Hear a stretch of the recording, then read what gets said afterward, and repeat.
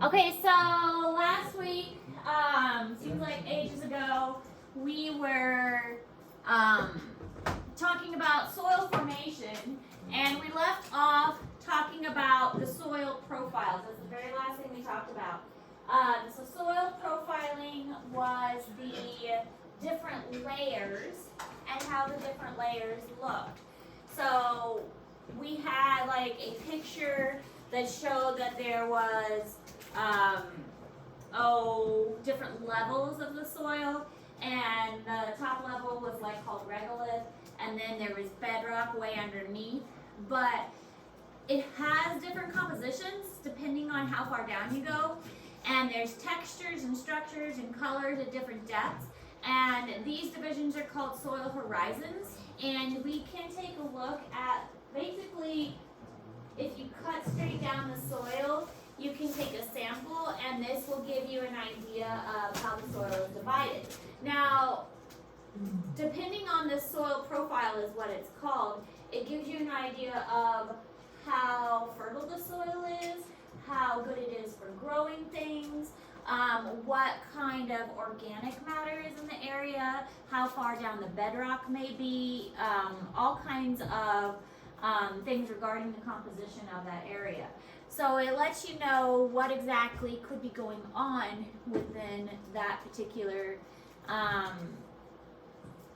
ecosystem, and what that ecosystem could be good for. Is it good for growing trees? Is it good for growing crops?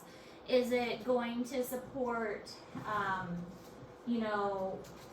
grass for a little while and then just die off, like we talked about the rainforest being able to do?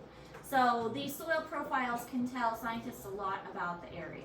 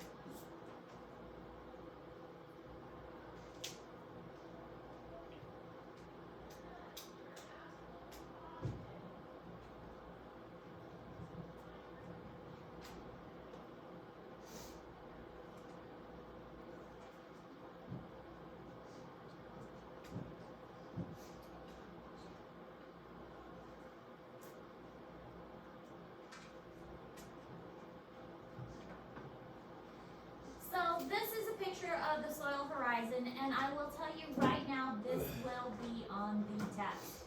You will need to label one of these, and be able to label the different horizons, and be able to tell me what the different horizons mean. So this will be on the test. So I think I have a picture of this in Google Classroom, but you will need to know like O, A, B, and C, and then underneath that this is actually bedrock. So horizon O is made is the most recent layer, and it is made recently of dead and and dying material. It's called O because it's organic material.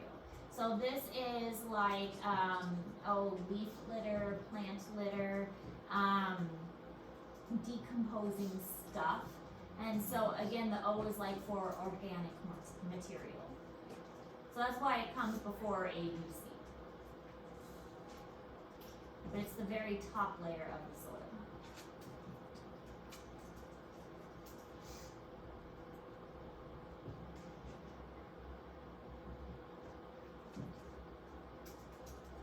It's usually a pretty thin layer. You might see it thicker in some places that have a lot of dead stuff, like maybe in the rainforest it might be a bit thicker because there's a lot of leaf litter decomposition in the rainforest. So the O layer might be thicker in places like that. The O layer is going to be thicker now in the fall with all the leaves falling down too. Okay, so here you can see the O layer is going to right about here. This is all organic material. It can be further subdivided, but I'm not going to expect you to know that. I just want you to know that the O layer is this organic layer here at the top. Okay, next is the A layer, which is the topsoil. And you may have seen like topsoil at like soil stores and stuff. It has a little bit of organic matter like leaves and usually has a lot of insects and fungus and stuff in it. So this is very rich, very fertile. It's with the organic material, this is stuff that really hasn't broken down too much yet. So this is like the leaves that have just fallen, so that's what the O layer is.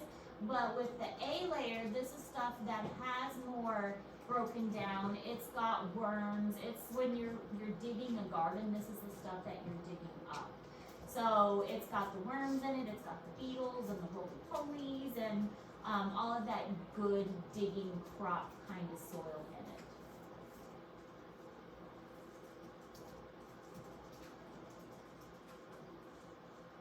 So your topsoil is usually going to be deeper in places like the prairie or grasslands where you're going to have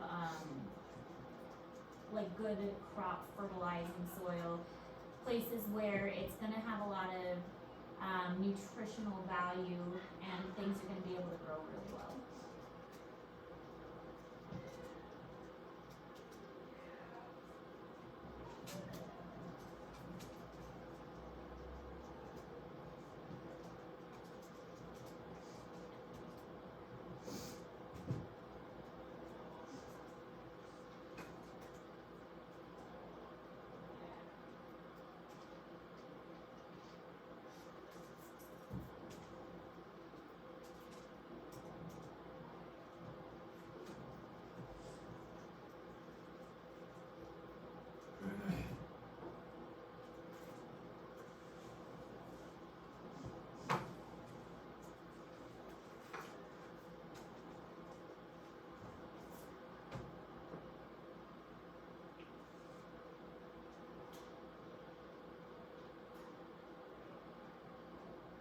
So this is what the topsoil would look like. So when you start to dig, it's what you see. Then B is called subsoil. It's usually a pretty thick layer. It contains fine clay particles. It's a little harder to dig through because it does have finer clay soil. It's the lower limit of most plant roots and burrowing animals. They can't really get past this. Once you get past the B layer, then it's much more difficult to dig through. The A layer is usually pretty easy. It's more aerated. It's more loose. It's easier to dig through. B, it's still doable. Animals and plants can get down through that. Their roots can get through it. The burrows can get through that. But past the B layer is very difficult for animals and plants to get through. And it's usually a pretty large layer as well.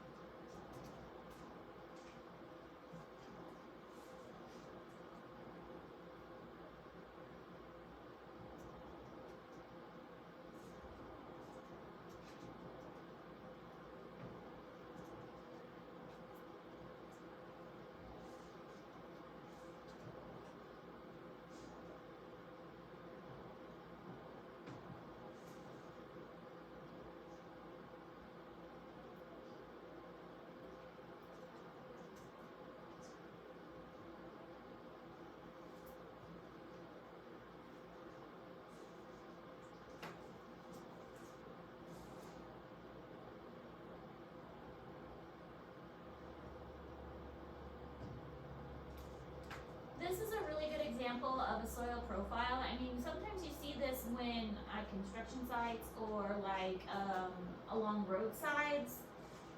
When you're just driving along, you can see how the layers of the road are divided like this. So we have our O organic layer, then we have A, and then we have B.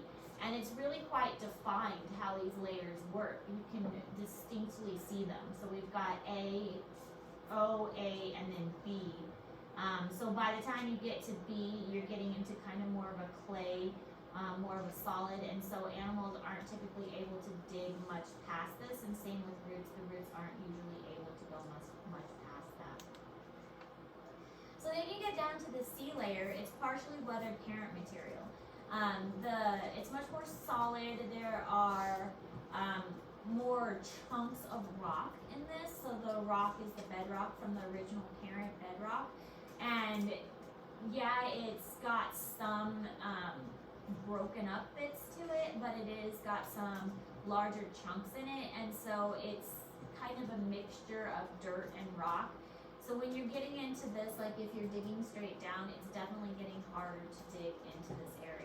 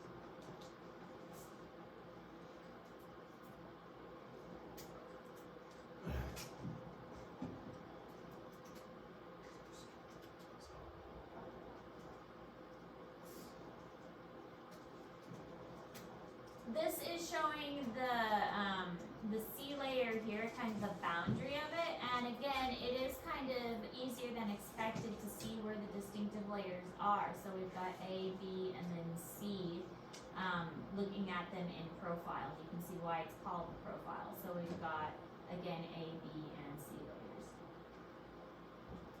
Then the very last one, I don't know why they call it R. I mean, it would make more sense to go A, B, C, D. But no, they changed it to R for some reason. Just, yeah, maybe just rock or whatever. But it's the bedrock layer. So by the time you get to R, the very last layer is the bedrock. So this would be the original parent material that we talked about. The parent material is the original rock surface that was broken up. So this is what's going to be what the soil was originally made out of before all that mechanical and chemical weathering created the soil. And so this is just basically the rock, the original rock, and it's the parent material that hasn't been broken up yet.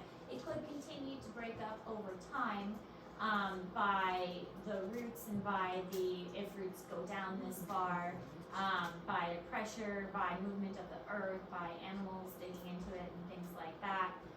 Most likely you're going to see accumulation of materials on top of it though, so more like organic materials and things accumulating on top. It goes O, A, B, C, and then R. Because it's weird like that.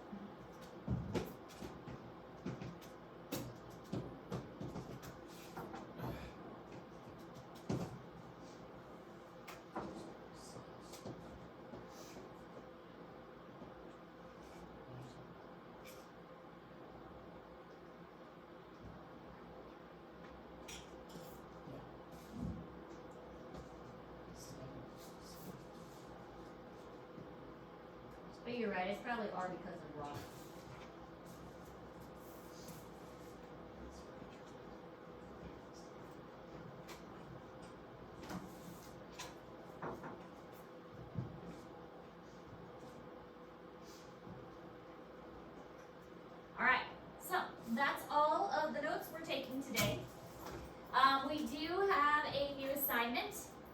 I'll post to Google Classroom. We are going to do a lab, but I didn't want to start the lab today because honestly it takes a little bit of time to set up, and I knew I wasn't going to have time yesterday with conferences to get it set up. So the lab is going to be tomorrow, and I'm going to work on getting the lab set up today so we can do the lab tomorrow. The lab is going to do with like soils and how the water goes through the soils. It's going to talk about like clays and sands and gravels and things like that. So more of what we learned last week. So kind of building off what we learned last week. So tomorrow and Thursday will be lab. But again, the reason why I pushed it off another day was just so I had time to get all the materials together and to set it up. So today, let me post your assignment, which is a video that you will watch and answer questions about the video while you watch the video. But the next 2 days, we will be doing a lab. I just needed today to have time to set up for the lab. So, questions? All right, go ahead and get to work, and if you have questions, let me know.